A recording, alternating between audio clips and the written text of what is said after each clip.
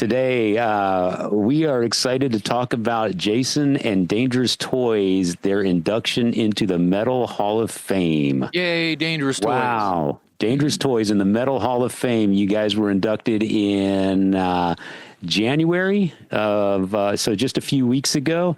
This is the 9th annual Metal Hall of Fame induction ceremony, I believe. You guys were recognized along with some of the other names on the bill. Ricky Rocket from Poison, Doyle from the Misfits.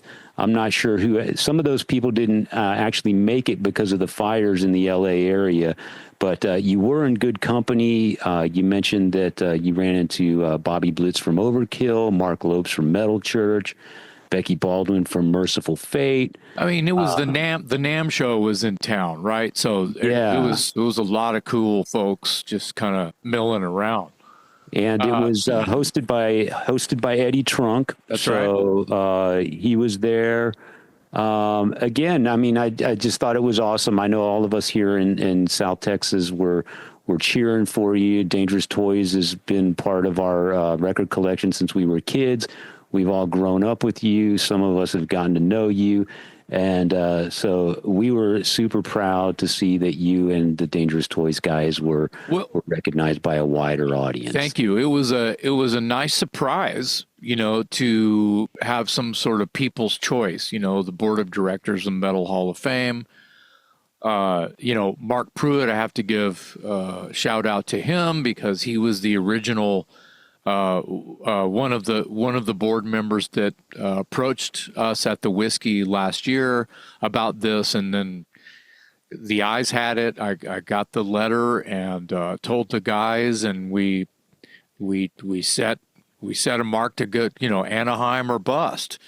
Yeah. And the fact that, you know, they were inducting Dangerous Toys and Ricky Rocket and Jeff Young, who was in Megadeth, and Dimebag, and Cannibal Corpse, and Doyle, and the singer for her name escapes me of Arch Enemy, singer for Arch Enemy. There was a list of folks that were being inducted that are all these badasses, and so we were a little bit like, whoa, this is like they're serious about this, and yeah, I mean it's been around 9 years.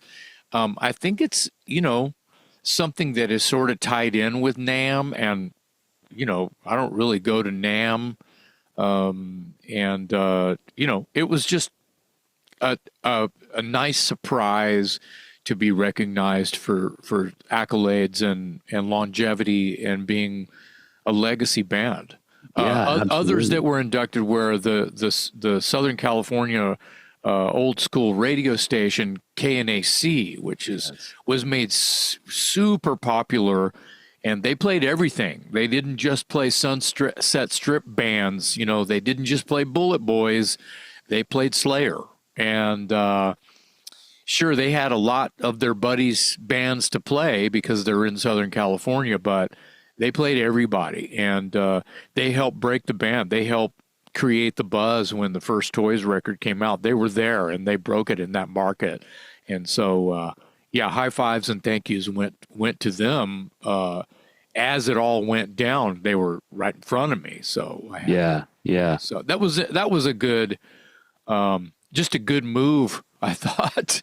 I go, you guys are part of the reason we're fucking even here. Oh, KNAC was huge back in the day. We could do a Talk Louder episode just about how influential that radio station was. You could say that radio station was a real taste maker, and then it turned into a website. I actually wrote for the website for a number of years. I have friends that do. Our friend Frank Meyer. Frank Meyer was a managing editor. I think my buddy Rob McNeese writes for them. KNAC was a big deal. So, yeah, I mean, it was really cool when we all heard the news that you were that Dangerous Toys was being inducted into the Metal Hall of Fame. And on today's episode, we're bringing in Budro Partida, who is the director and owner of Pennyrock Productions, which is a production company here in Austin, Texas. He's done a number of television commercials, music videos, and short films, including the documentary Bloody and Bruised, The Untold Story of the Back Room, which chronicles a music venue here in Austin that was around for 30 plus years, and Dangerous Toys basically ruled that place and was discovered there. So it was really cool that Budro got to tag along with you to the Metal Hall of Fame. He tells us that he captured some footage, and we kind of got his perspective on the whole event as well. So it was really cool that he's kind of, his film has sort of, I don't know if you'd say resurrected, but it sure hasn't hurt the profile of Dangerous Toys in recent years. They're currently out on the film festival with that film festival circuit with that documentary, Bloody and Bruised. But it just made sense that he went out there with you and captured it, and I'm glad he was able to join us today to sort of lend some perspective. Yeah, it was a no-brainer to call him immediately and see if they were available to go out there with us, because of the successes on the festival circuit right now with the movie, the Backroom documentary. So, you know, it's been a great, you know, it's been great being recognized by anyone. But if someone wants to give me a bowling trophy, I'll take it. Yeah. And I know we have you on the show today, but we have to extend congratulations and thanks to Paul Idell, Mark Geary, Mike Watson, Scott Dalhoover, and some of your former Dangerous Toys members, Danny Aaron, Kevin Fowler, Tim Tremblay, a lot of other people. They all did work, and you know, took us to Anaheim. Yeah. We all worked our asses off to get to Anaheim, but it wasn't really work. It was fun. Yeah. We had a lot of fun.